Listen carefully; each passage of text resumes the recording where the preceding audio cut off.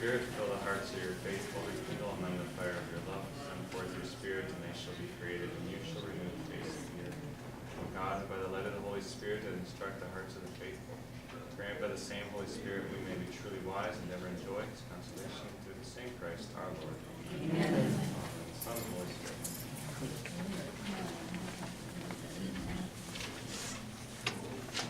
All right, so we're on roll 10. We've made it this far.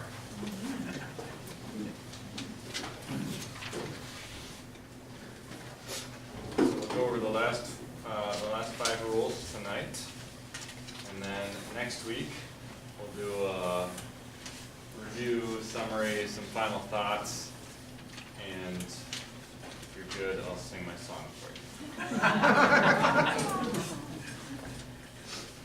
If you give me good reviews on the evaluation, I'll sing the song for you. All right, so rule number 10. When you're in consolation, prepare for desolation is basically what it is. So let him who is in consolation think how he will be in the desolation which will come after, taking new strength for then. So when we're in consolation, the Lord is He's really feeding us. He's really doing a lot. And He can do a lot, and we're thankful for that. And that's good. That's right. We say, yes, thank you, Lord. But we can't start thinking that, oh yeah, this is now I got it going. This is how it's going to be. Right? So even in consolation, the evil one is still at work, and the temptation he's going to want to tell you then is, oh yeah, see how good you are on your own, and this isn't actually from the Lord. You can do this on your own.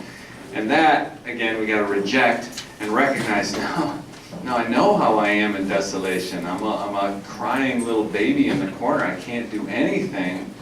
And I'm going to praise the Lord for this. I'm going to receive everything He has for me in this. But I'm going to prepare for the desolation. How do we prepare for the desolation? Well, the verses that are feeding you, that are speaking, the scripture passages that are speaking to you while you're in consolation, well, those ones we know, we can come back to when we're in desolation. We say, you know what? I know I'm not feeling anything this time, but I know that the Lord was speaking to me in this. Having those verses ready for ourselves, reminding ourselves of the rule. Just knowing the rule is helpful too. Just knowing I know the desolation is going to return. That's part of it. So consolation can last days. It can last moments. We want to enjoy the moments, but prepare for the desolation. There can be a real profound growth during those times of consolation. In fact, St. Elizabeth Ann Seton recounts a time in her life when she received a real profound consolation for about 2 hours, and she says of it, God was my Father, my all. I prayed, sang hymns, cried, laughed, talked to myself of how far He could place me above all sorrow. Then I laid still to enjoy the heavenly peace that came over my soul. And I'm sure in the 2 hours so enjoyed grew 10 years of spiritual life. And so the spiritual consolation is meant for our growth. The Lord is really doing something, but we're preparing for the desolation that's to follow. Reminding ourselves that I don't live for these moments. This isn't a sign that I'm holy, or that I'm necessarily pleasing the Lord now more than I was before. It's just part of the spiritual life. It's part of the spiritual life. So, to prepare for the desolation.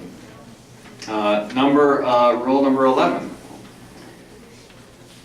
Let him who is consoled see to humbling himself and lowering himself as much as he can, thinking how little he is able for in the time of desolation, without such grace or consolation. On the contrary, let him who is in desolation think that he can do much with the grace sufficient to resist all his enemies, taking strength in his Creator and Lord. So building off of number 10, I'm in desolation. Remind myself that consolation will return, that the Lord has left me sufficient grace, that I can continue in the spiritual life. I can continue in my spiritual resolutions. When I'm being consoled, to humble myself and say, I know this isn't for me. I know it's all a gift.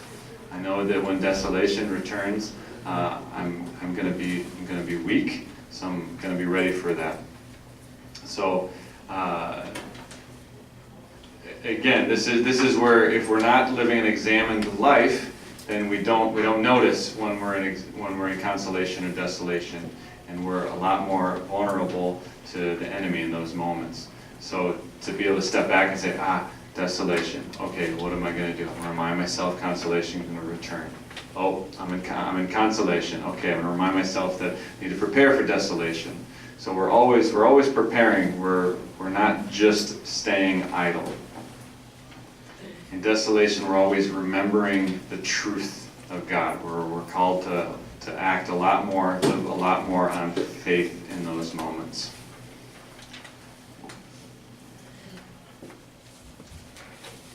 Number 12. This is where St. Ignatius proves himself to be politically incorrect. The enemy acts like a woman, being weak against vigor and strong of will. Because as it is the way of the woman, when she is quarreling with some man to lose heart, taking flight when the man shows her much courage, and on the contrary, if the man of losing heart begins to fly, the wrath, revenge, and ferocity of the woman is very great, and so without bounds. In the same manner, it is the way of the enemy to weaken and lose heart, his temptations taking flight, when the person who is exercising himself in spiritual things opposes a bold front against the temptations of the enemy, doing diametrically the opposite. And on the contrary, if the person who is exercising himself commences to have fear and lose heart in suffering and temptations, there is no beast so wild on the face of the earth as the enemy of human nature in following out his damnable intention with so great malice. So the summary, the enemy is strong when we show weakness and weak when we show strength. So this is obviously very important. Ignatius doesn't say necessarily whether we're talking about a time of consolation or desolation, but we know that in desolation we're a lot weaker, we're a lot more susceptible to temptation. And so we can kind of presume that, think of yourself in a time of desolation when temptation proposes itself. If I'm strong in the face of it, then I can conquer it. If I show any sign of weakness, the devil's just going to keep going at it. This is really important, and especially when it comes to the little things. And so I'll go back again to having a rule of life. If we don't have a rule of life, we're making ourselves very vulnerable to temptation. So we'll use our favorite example at Church of the Epiphany, pornography. And so for instance, you say, all right, I have a rule of life, say that at 9 o'clock I get off the computer. Because I know that I start to get weaker after 9 o'clock, and it's just time for bed. I'm going to get off the computer here. The devil might have a little temptation to say, hey, no, you're doing a lot of good work. You're working on this paper, and you can get it done. You look at the clock and it's 9:05, and you say, well, yeah, I'm just going to keep working. Say, hey, no. You just see what you did? You violated your rule of life. It seems like such a small thing, but that's why you have a rule of life, to keep you safe. You say, no, that's all right. I'll just another half hour. That's it. And the next thing you know, you're like, oh, I'm gonna check the news site. Oh, this YouTube video looks funny. Oh, that looks cool. Oh, what's that? Oh, that's interesting. And before you know it, you're looking at pornography and it's 2 o'clock in the morning. Right, so It's the little things. It's the tiny things. The evil one doesn't tempt you to the big things right away. He tempts you the little things that they're not even sinful at first, right? It's just a little violation of something that's, it's just something that I came up with. It's not a 10 Commandment. It's just my little rule. All right, well, we gotta be aware of those things. Oh, what's that sound like? But if right away I say, oh, 9:05, yeah, I know I could keep going on this, but I'm done. It's 9:05. Well, the devil, he's got nothing. He's weak in the face of your strength because you're resolved. You've made a resolution and you're following through on it. So we have to have these battle plans. We have to have these rules of life. Otherwise, every single moment is up for grabs. What should I do right now? Oh, we don't want to be discerning every moment. This is kind of the whole point of the rules of discernment, is to not have to every single moment say, all right, Lord, what are you calling me to do? No, I have the rules as this bulwark, this fence around my life that keeps me in check, that keeps me safe. So that's very, very important. The enemy is going to tempt us with good things. He's going to tempt us with little things. And that's when we're stronger. We're stronger when the things are little. Once they get big, we're obviously going to be more weak. We're letting the snowball get bigger and bigger until it's impossible for us to have any power against it. A sign of a person who's not taking their spiritual life seriously is one who doesn't take the little things seriously. All the battles are fought over the little things. Somebody doesn't become a heretic overnight. It's just these little things. Oh yeah, that's not so. Well, maybe that's okay. Same with sin. You don't jump into mortal sin overnight. These things work themselves in little by little, little by little. So the little things like, showing up late for mass, is it that big of a deal? Not that big of a deal yet, until it starts to cut into you that this isn't really that important enough to show up on time. Why show up at all? Why pray at all? We can see how these things work themselves out logically. So the little things are really important, and the little things are where the battle is fought. So, and when we're preemptive, when we're fighting the devil, when we show a solid front, he's got no strength. We want to recognize the two truths that, the evil one is far more powerful than we are, but we have the power of God. And that's more powerful, infinitely more powerful than the devil. Right? His power to ours is a lot, but it's not infinite. God's power is infinitely more than his. So we can be confident in that. Rule number 13. Likewise, he, the evil one, acts as a licentious lover in wanting to be secret and not revealed. Whereas the licentious man who's speaking for an evil purpose solicits a daughter of a good father or a wife of a good husband, wants his words and persuasions to be secret, and the contrary displeases him much. When the daughter reveals to her father or the wife to her husband his licentious words and depraved intention, because he easily gathers that he will not be able to succeed with the undertaking begun. In the same way, when the enemy of human nature brings his wiles and persuasions to the just soul, he wants and desires that they be received and kept in secret. But when one reveals them to his good confessor or to another spiritual person that knows his deceits and evil ends, it is very grievous to him, because he gathers from his manifest deceits being discovered that he will not be able to succeed with his wickedness begun. This is the second most important rule. Most important rule is number 5. This is the second most important rule. To tell the right person. The devil loves secrecy.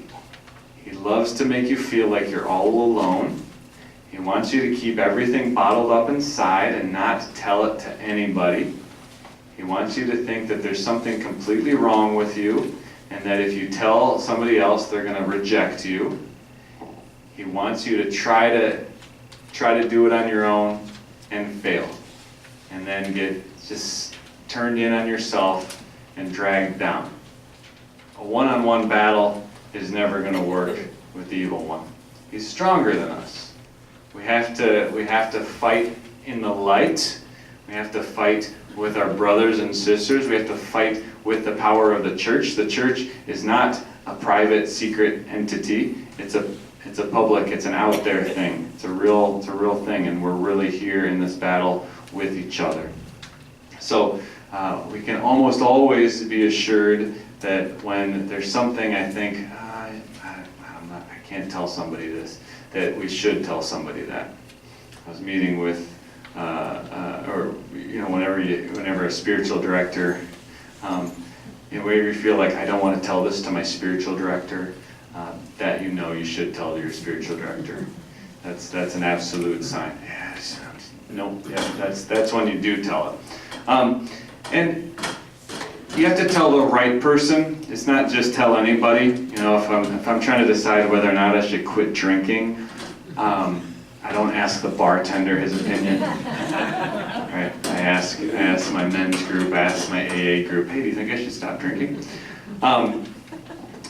Kierkegaard, I think, said, we know the advice we're going to get based on who we're asking. And sometimes this is true. It's like, I don't want to ask Billy because he'll say no, so I'll ask Tom because he'll say yes, and I want it to be yes. So, you gotta ask the right person, somebody who's wise, somebody who's holy, somebody who knows the spiritual life, and bring it out into the light. Sometimes this is all that's needed. There's a story of Saint Terez, which I'll read right here. It's right before her vows. She says, "The beautiful day of my wedding finally arrived. It was without a single cloud. However, the preceding evening a storm arose in my soul, the like of which I'd never seen before. Not a single doubt concerning my vocation had ever entered into my mind until then, and it evidently was necessary that I experience this trial. In the evening, while making the way of the cross after matins, my vocation appeared to me as a dream, a chimera.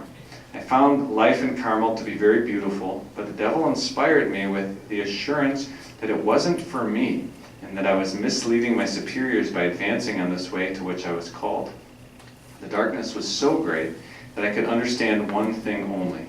I don't have a vocation. How could I possibly describe the anguish of my soul? It appeared to me, and this is an absurdity which shows it was a temptation from the devil, that if I were to tell my novice mistress about these fears, she would prevent me from pronouncing my vows. And still I wanted to do God's will and return to the world rather than remain in Carmel and do my will. I made the novice mistress come out of the choir, and filled with confusion, I told her the state of my soul. Fortunately, she saw things much clearer than I did, and she completely reassured me. The act of humility I had just performed put the devil to flight, since he had perhaps thought that I would not dare admit my temptation. My doubts left me completely as soon as I finished speaking. As soon as I finished speaking, and nevertheless, to make my act of humility even more perfect, I still wished to confide my strange temptation to our mother prioress, who simply laughed at me. In the morning of September 8th, I felt as though I were flooded with a river of peace, and it was in this peace, which surpasses all understanding, that I pronounced my holy vows."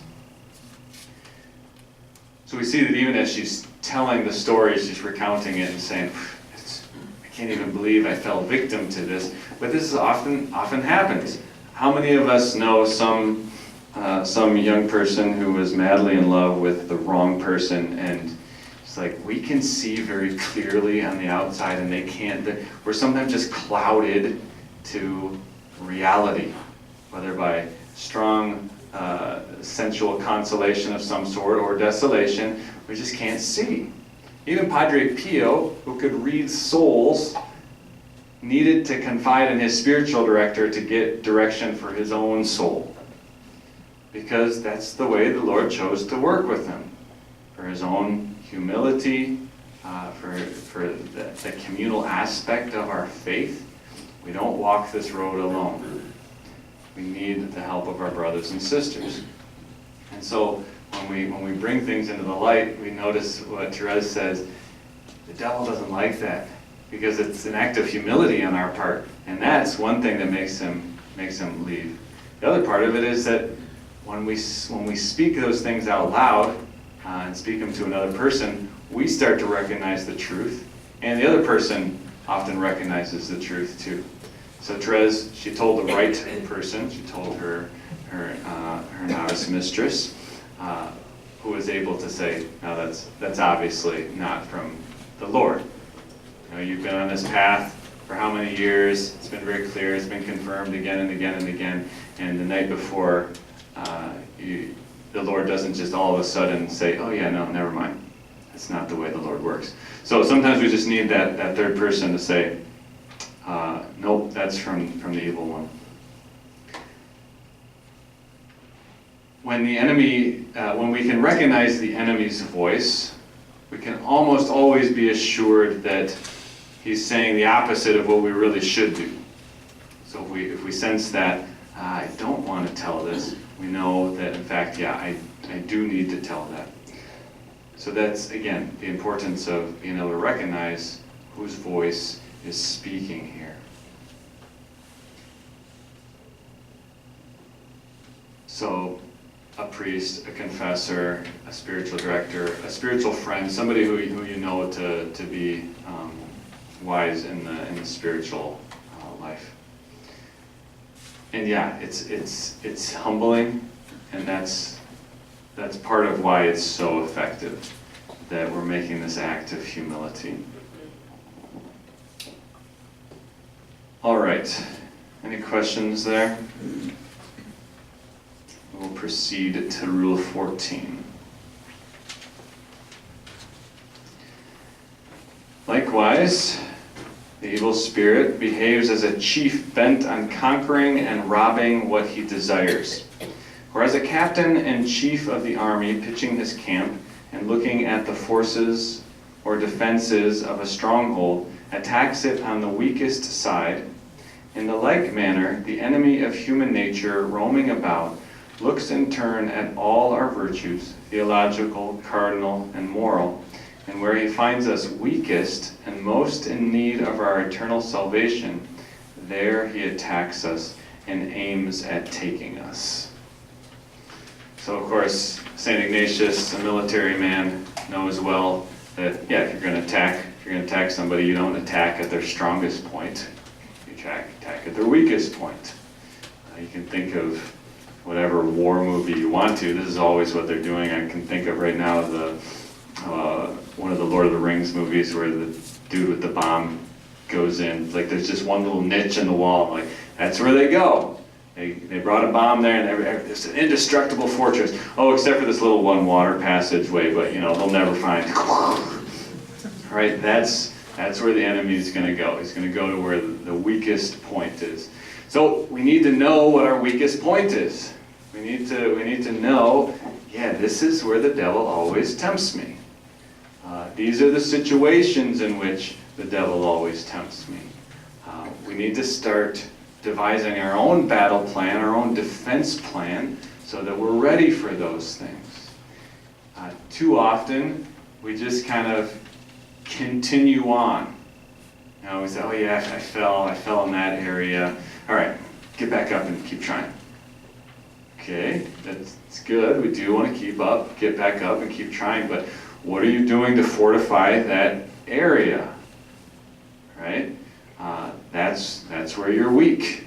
If you fall in if you're always tempted in sexual purity, then that's where you need to fortify your walls, not in pride. Oh yeah, I'm going to pray the act of humility because I'm always falling into sexual sin. Humility is going to be helpful, but it's not particularly helpful what you need to do is get covenantized on your computer. That's actually going to be more helpful than praying the prayer of humility. Right? So concrete things, knowing what our weaknesses are, we often do something like this. Oh yeah, okay, I fell in that area, so I'm going to try harder this time. Great, yeah, beautiful. That's wonderful. I'll see you next week in the confessional. I'm gonna pray more this time. Good. All right. See you next week in the confessional. We need to be smart. We need to be practical. The devil is very practical. You know, he knows how to get us, and that's why he goes to our weakest point. So knowing our weakest point is where the battle is. So, okay, that's where I'm weak. That's where I need to fortify. This, going back to Rule 10, where we're in consolation and preparing for desolation, is a big piece of it, right? Okay, I'm in consolation right now. I'm really feeling the Lord. I'm feeling really strong. I can conquer anything. I'm not being tempted. But I know it's going to go away. I know desolation is going to return. I know I'm going to be tempted. And so how am I going to prepare for that? What are the concrete things that I'm going to put into place right now so that I can be ready for that moment when it comes? That's what we want to do during those times of consolation. If I'm living an examined life, if I'm doing my examine, if I'm recognizing the spiritual movements in my soul, I'll be able to see these weaknesses in my life. I'll be able to see them coming a mile away, actually. I'll be able to see the temptation before it gets there. You say, you know what, it's been a long week.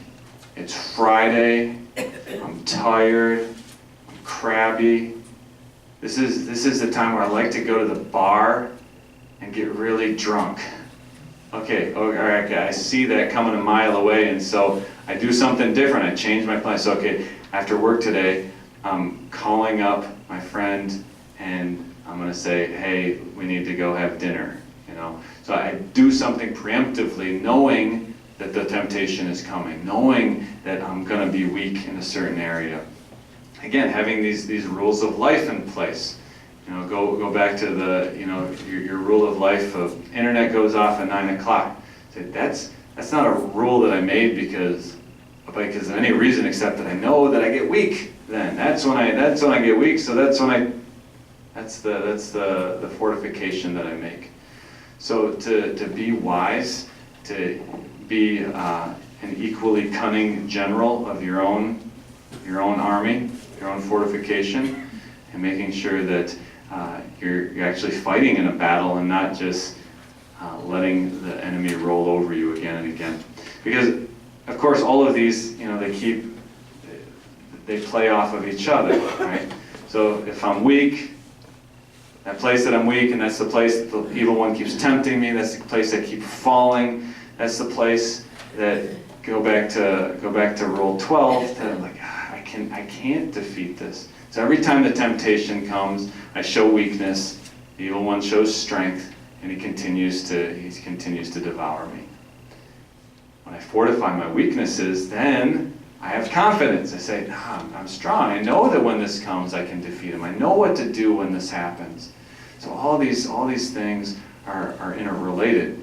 We need to exercise them all together. So let's stop right there. We'll take a break and return shortly.